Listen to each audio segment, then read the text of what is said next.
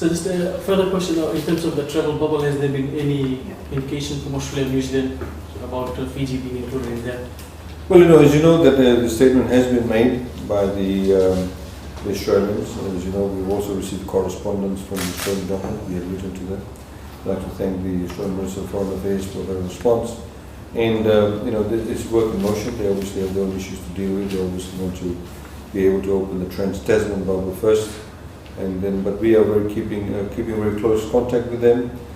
We are also, in the meantime, developing various protocols in place that will also ensure that they will feel comfortable in respect of including Fiji in the bubble. And one of them, of course, is the Honourable Prime Minister announces the contact tracing app that we hope to launch very soon. That will give people a lot of confidence, because that contact tracing app is similar to, if not the same, as far as the source code is concerned, from Australia.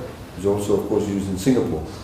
So those things will also help in respect of confidence building. But remember, it's not just only about the governments saying it's okay. It's the people. They need to feel confident. Just because the border is open does not mean that the government will force people to travel. The individual Australians and New Zealanders need to feel comfortable that when they come to Fiji, they feel safe. They're doing various protocols in place regarding workplace environments. So, for example, how when they get on Fiji Airways plane, how do our flight attendants, are they trained in that area? What sort of masks are they wearing? Are they wearing masks or not? Food, etc. How is that going to be dealt with? Similarly, when we get off at the airport, how will our taxi drivers deal with them? How will our tour operators deal with them?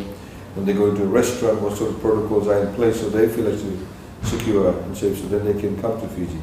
So there's a whole lot of work that's currently being done in the background. We have an inter-ministry team that's working on that. So primarily includes, for example, the Ministry of Health, Ministry of Commerce, Trade and Tourism and Transport, and Ministry of Economy. And we're looking at how these various protocols can be developed. And then once that is in place, of course, all that work is being done. So once we get included in the bubble, then people feel confident to come to Fiji.